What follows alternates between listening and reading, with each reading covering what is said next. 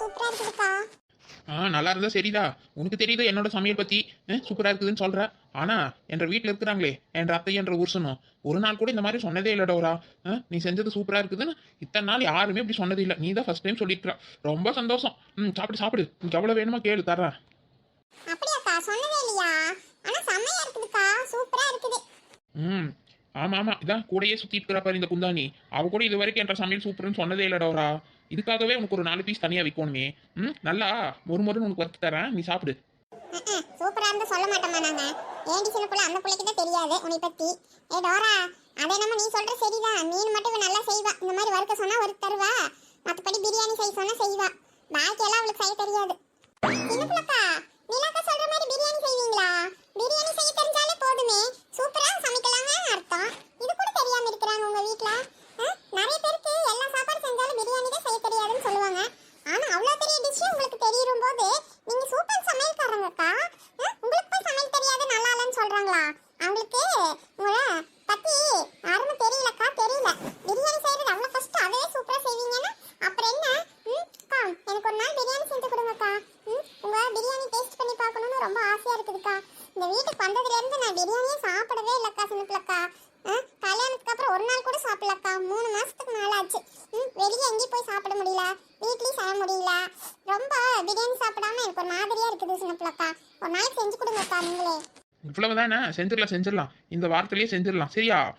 ஆமாடி சின்ன பிள்ளை, அந்த டோரா சொல்ற மாதிரி நாமளும் பிரியாணி செஞ்சு சாப்பிட்டு ரொம்ப நாள் ஆயிடுச்சுடி.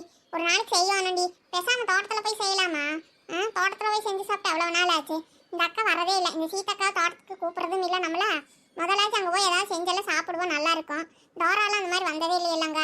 இந்த அகிலாவை கூட்டிட்டு வந்ததுல இருந்து அந்த அக்கா தோட்டத்து பக்கமே போவே இல்லை. நாமளே கூப்பிடல.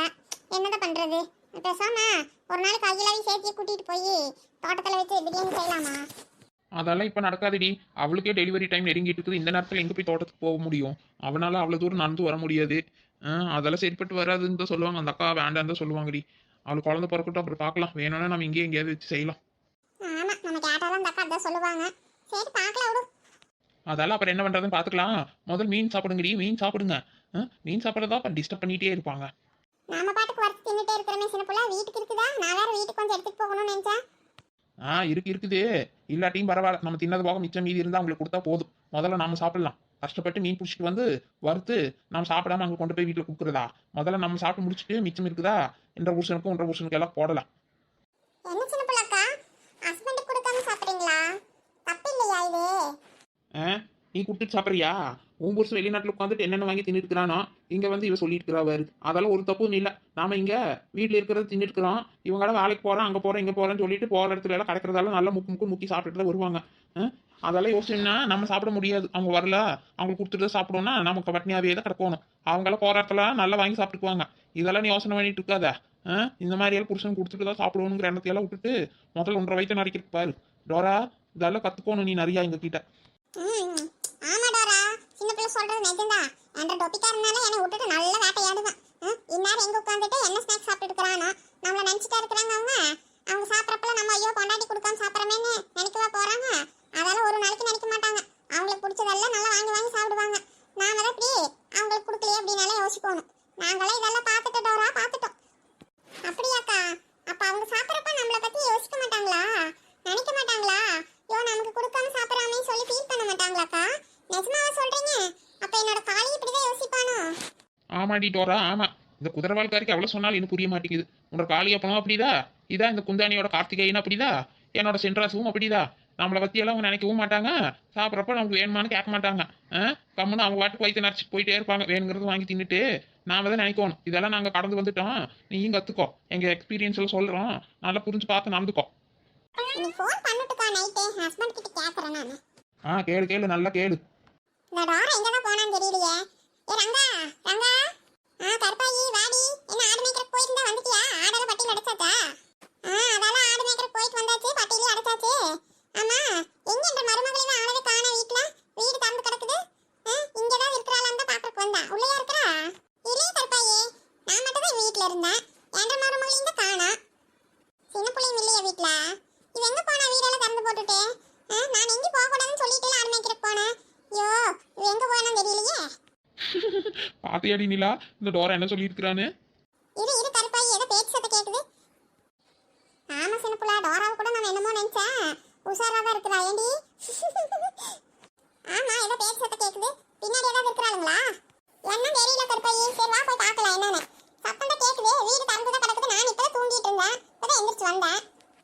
அக்கா மசால் பொடி எங்க இருக்குதுன்னு தெரியலக்கா. அதான் உனக்கு கூப்பிட்டேன். எங்க வச்சிருக்கிறா? ஏன் சமையல் கட்டுக்குள்ள இல்லையா? அது என்னமோ அது காலியா இருந்தது.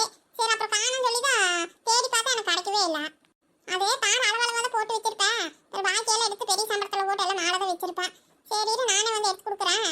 அது கொஞ்சம் கீழே புழங்குற போட்டு வைக்கணும். நான் போட்டு வைக்கலாம்னு நினச்சா மறந்துட்டேன் போல. இருக்குதுன்னு நினச்சிட்டு விட்டுட்டேன் இருக்குது. அது அங்கே தான் இருக்கும். சரி வா எடுத்து தரேன் நானே. மழை வைக்கங்க. அதான் வெங்காய தக்காளி எல்லாம் நறுக்கிட்டு வதக்கி விட சொன்னேன். வதக்கிட்டு தான் இருந்தேன். நீ அதுக்குள்ளே கூப்பிட்டனால வந்துட்டேன். சரி வதக்கிட்டு இருக்கிறேன். இதான் மிளகா பொடி எடுத்துட்டு போயிட்டோம்னா குழம்பு அப்படி கலக்கி வச்சிடலாம். சரிக்கா. அக்கா அப்புறம் களி வேணா செஞ்சுக்கலாமா? மீன் குழம்பு களி சாப்பிட்றதுக்கு நல்லா இருக்கும்ல? நல்லா தான் இருக்கும். எல்லாரும் சாப்பிடுவாங்களான்னு ஒன்றும் தெரியலையே. அகிலா கிட்ட கேட்டேன். அவ சரின்னு தான் சொன்னான். நானும் ராய் களி எல்லாம் சாப்பிட்டு ரொம்ப நாள் ஆச்சுக்கா. ராகி மாவு இருக்குதா? அதெல்லாம் ராகி மாவெல்லாம் நிறைய தான் இருக்குது. செஞ்சு அந்த உருளைங்க சாப்பிட்றதே இல்லையே சரியா? அதனாலே நான் அதிகமாக செய்யறது இல்லை. மாவெல்லாம் இருக்குது. சரி அப்போ ராகி மாவு போட்டு ராய் களியை செஞ்சிடலாமா? அகிலா கிட்ட கேட்டுட்டியா அவளுக்கு? அவளும் சரின்னு தான் சொன்னாங்க. அவளுக்கு சாப்பிடணும் போல தான் இருக்குதாம்மா. சரி அப்போ மாமாவும் சாப்பிடுவார். அவருக்கும் ரொம்ப பிடிக்கும். சரி அப்போ மீன் குழம்பு வச்சுட்டு ராய் களியை செஞ்சிடலாம். இந்த பிள்ளைங்க தான் வேக நானும் பேசுவாளுங்க. அவங்க திங்கிட்டு இல்லாட்டி சோறு மத்தியானம் ஆக்குனது இருக்குது. அதை ஓட்டு சாப்பிட்டுட்டு போகிறாங்க. சரி வா அப்படியே மாவும் எடுத்துட்டு அதான் களி கலர பாத்திரமும் எடுத்துட்டு போகலாம். அங்கே அடுப்பில் வச்சு பொறுமையாக செஞ்சிடலாம். இன்னும் நேரம் இருக்குது இல்லைவா? சரிக்கா. பூமாரி அம்மா எங்கே போனாங்க? அம்மா வீட்டில் காணோம். அம்மா சாப்பிட்றதுக்கு என்ன இருக்குது? ரொம்ப பசிக்குது எனக்கு. உனக்கு ஃபஸ்ட்டாக நான் என்னடா பண்ண முடியும்?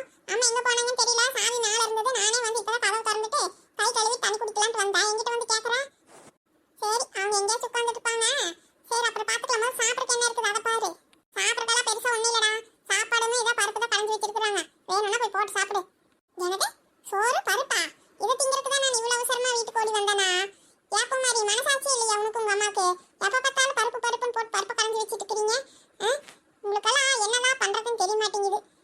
ஆமாம் எங்களுக்கு என்ன பண்ணுறதுன்னு தெரியல. அதனால தான் பருப்பை கரைஞ்சி வச்சிருக்கிறோம். வேணும்னா நீயே இந்த மாதிரி டெய்லி சமைச்சுக்க காலையில் எழுந்திரிச்சு சரியா? என் ஆளை விட வேணும்னா போட்டு தின்னு இல்லாட்டி போய் தொலை எங்கேயாச்சு. சும்மா எங்கிட்ட நின்று கேள்வி கேட்டுகிட்டே இருக்கிறேன். எனக்கு அசைன்மெண்ட் வேறு நிறைய இருக்குது. நானும் அதை போய் பண்ணுவானு இவன் வேற டார்ச்சர் பண்ணிட்டு பெரிய படிப்பாளியாட்டியே பேசுவான். முட்டைக்கண்ணி. சரி இரு அம்மா ஃபோன் பண்ணுறேன். எங்கே இருக்கிறாங்களோ என்னம்மா. வீட்டுக்கு போகிற நேரத்தில் எங்கேயாச்சும் போய் உட்காந்து நான் பேசிட்டு இருக்கிறதே எங்கள் அம்மாவுக்கு வேலையாக போச்சு. என்னடா இன்னும் பண்ணாமல் இருக்கிறா? ஃபோனை பார்த்துட்டு இருக்கிறா. கண்ணு தெரியலையா? என்னை முட்டைக்கண்ணி சொல்லிட்டு இவனுக்கு கண்ணு தெரியல பாரு. அதால எனக்கு நல்லாவே தெரியுது. இந்த அம்மா நம்பர் எங்கே பின்னாடி போயிடுச்சா இருக்குது. கிடச்சிருச்சு. இது கூப்பிட்றேன். சொல்லுயா வந்துட்டீங்களா வீட்டுக்கு? வந்துட்டேம்மா. வர நேரத்தில் எங்கம்மா போவீங்க வீட்டை பூட்டிட்டு? எனக்கு வேற பசிக்குது. சோறு பருப்பு தான் வச்சிருக்கிறீங்க. தொட்டுக்கு கூட ஒன்றுமே இல்லை. எங்கே போனீங்க? டேய் கொஞ்சம் திரும்பி பாருங்க. இவ்வளோ ஒருத்தி ஃபோன் பேசுகிறப்பதான் திரும்பி பாரு. அதை பாரு இதை பாரும்பா. சொல்லுமா எங்கே இருக்கிறீங்க? வாங்க முதல்ல வீட்டுக்கு. முதல்ல ஃபோனை வை. பின்னாடி தான் நின்று பேசிட்டு இருக்கிற. அது கூட தெரியாமல் ஃபோனில் பேசிட்டு இருக்கிறான் பாரு. இங்கே தான் இருக்கீங்களா? அப்போ இங்கே தான் இருக்கிறேன்னு சொல்ல வேண்டியதானம்மா. ஃபோன் வேறு அட்டன் பண்ணிட்டீங்க. அதான் நீங்கள் வெளியே இருக்கீங்கன்னு நினச்சேன். ஆமாடா சோனி வீட்டில் தான் இருந்தேன். இப்போ தான் வந்துட்டு இருந்தேன். ஹாஸ்பிட்டல் கிட்ட வந்ததும் உன் ஃபோன் வந்தது. சரி அப்படியே அட்டன் பண்ணிட்டேன். அப்படியே உள்ளே வந்துட்டேன். இப்போ என்ன பஞ்சாயத்து உனக்கு? காலேஜ் விட்டு வந்தது சாப்பிட்றதுக்கு ஒன்றுமே இல்லை. ஸ்நாக்ஸும் இல்லை ஒன்றும் இல்லை. பசிக்குது. அதை தான் கேட்டேன். வந்ததுலேருந்து திங்கிறக்கே அலமோதிட்டு இருக்கிறான் அவன். சரி அங்கே மீன் குழம்பு இப்போ தான் வச்சிருக்கிற அடுப்பில் வெந்துட்டு இருக்குது. சரி அதான் குழம்பு எடுத்துகிட்டு போயிடலான்னு பார்த்தா உங்கள் பெரியம்மா அங்கேயே எல்லாரும் வந்து சாப்பிடுங்கன்னு சொல்கிறாங்க. என்னமோ களியெல்லாம் செய்கிறாங்களாம்மா. நான் தான் மீன் குழம்பால் அங்கே எல்லாம் தாள் சுட்டுட்டு வந்தேன். இப்போ தான் வெந்துட்டு இருக்குது. சரி அதான் வீட்டுக்கு வந்து நீங்கள் வேறு என்ன பண்ணுறீங்களான்ட்டு ஒரு பார்த்துட்டு கூட்டிகிட்டு போகலான்ட்டு நானே வந்தேன். எனக்கு மீன் குழம்பா? மீன் வாங்கினா இங்கே செய்ய வேண்டியதான். அதே அங்கே போய் எடுத்துட்டு செய்கிறீங்க. இன்னைக்கு திங்கிறக்கு வேண்டி மறுபடியும் அங்கே வரணுமா? நானே சாப்பிட்டுட்டு கொஞ்ச நேரம் படுத்து ரெஸ்ட் எடுக்கலான்னு பார்த்தா இப்போ அங்கே போகணுமா சாப்பிட்றக்கு? ஏன்டா எவ்வளோ தூரம்? இங்கே தானே 4 எட்டு வச்சா வீடு வந்துருச்சு. தின்னுட்டு அப்புறம் வந்து ரெஸ்ட் எடு. உனக்கு படிக்கிற வேலையெல்லாம் இல்லையா? தின்னுட்டு படுக்கணுங்கிற. அதெல்லாம் நான் காலேஜிலே படிச்சுட்டேம்மா. நீ மட்டும் எப்படிடா காலேஜிலே படிக்கிறேன்னு எப்போ பார்த்தாலும் சொல்கிற? பூமாரியெல்லாம் வீட்டுக்கு வந்து அது இது நிறையா படிச்சுட்டு எழுதிட்டு இருக்கிறேன். உனக்கு மட்டும் எதுவுமே இருக்காதா? எப்போ கேட்டாலும் இல்லைன்னு சொல்லிட்டு இருக்கிறேன். ஒரு நாளைக்கு உங்கள் காலேஜில் வந்து உங்கள் டீச்சரை பார்த்து பேசணும். அப்போ தான் சரிப்பட்டு வரும். முதல்ல அதை பண்ணுங்கம்மா. போய் அவங்க மிஸ்கிட்ட கேளுங்க என்ன பண்ணிட்டு இருக்கிறா என்னன்னு.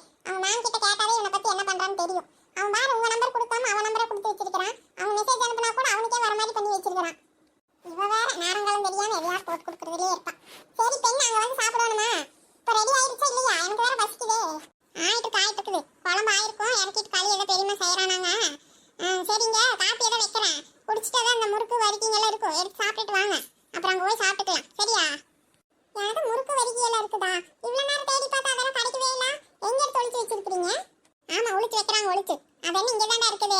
உனக்கு சரியா பார்க்க தெரியலன்னு சொல்லு. நீங்க ஏமா இவன் சொன்ன மாதிரி அங்க போய் செஞ்சுட்டு இருக்கீங்க? மீன் எடுத்து இங்கே செஞ்சிருக்கலாம்ல. அட நான் மீனும் எடுக்கல ஒன்றும் எடுக்கல. இதான் ஆத்துல இருந்து பிடிச்சிட்டு வந்தாங்களாமா அந்த நிலாவும் சின்ன பிள்ளையும் போயிட்டு. நிறைய கிடைச்சிருக்குதுன்ட்டு கொஞ்சம் மீன் எடுத்துட்டு வந்தாங்க. அது அங்கே நான் உட்காந்துட்டு இருந்து அங்கேயே கொண்டு வந்து கொடுத்தாங்களா. சரி ஆளுக்கு பாதி எடுத்துக்காங்கன்ட்டு எனக்கும் சீதாக்காவுக்கும் கொடுத்தாங்க பெரியமாக்கு. அப்புறம் அவங்க தான் இருந்துட்டு சரி இங்கே எல்லாம் ஒட்டுக்காவே செஞ்சுக்கலாம், பிள்ளைங்க நீங்களும் இங்கே வந்து சாப்பிடு, அப்புறம் உங்கள் அப்பா கொஞ்சம் குழம்பு எடுத்துட்டு வந்து வீட்டில் வச்சிடலாம்னு நினச்சேன். சரி அதனால தான் அங்கேயே ஒட்டுக்கா எல்லாம் கழுவிட்டு எல்லாம் அங்கேயே அடுப்பில் வச்சு வெளியே செஞ்சுட்டு இருந்தான். ஓ அப்படியா? பாத்திரம் மீன் நிறைய இருக்குதாம்மா? ஆமாடா நிறைய தான் இருக்குதுன்னு சொன்னாங்க. அதனால தான் பிடிச்சிட்டு வந்தாங்க போல நிறையா. 2 கூட மீன் கிடச்சிதாம்மா இன்னைக்கு. ஓஹோ அப்படியா? சரி இந்த வாரம் காலேஜ் லீவ் விட்டாங்கன்னா நம்ம போய் மீன் வேட்டையாட வேண்டியதுதான். எனக்கு வேற எழுதுறது வேற நிறைய இருக்குதேம்மா. சரி புக் அதெல்லாம் எடுத்துட்டு வாங்க, உட்காந்து எழுது. சோனியும் எழுதுவாளா? ஆமா அவளுக்கு தான் இருக்குது. சரி நான் அங்கே போகலாம் தான் நினைச்சேன், நீங்க தான் சொல்லுவீங்கன்னு நம்ம வீட்டில் எழுதலாம்னு நினைச்சேன். சரி இப்போ மறுபடியும் அங்கே தான் போகணுமா? சரி அப்போ நான் எல்லாம் எடுத்து வச்சுட்டு வரேன் இருங்க. சரி போய் எல்லாம் எடுத்து வை. நான் காப்பி போடுறேன். இவனுக்கு ஏதோ திங்கறதுக்கு வேணுமாமா? இருடா எடுத்து கொடுக்குறேன். தேடி திங்கவும் தெரியாது ஒன்றும் தெரியாது. சரி சாப்பிட்டுட்டு வேணா அப்புறம் வா, நானும் பூமாரி வேணா முன்னாடி போகிறேன்.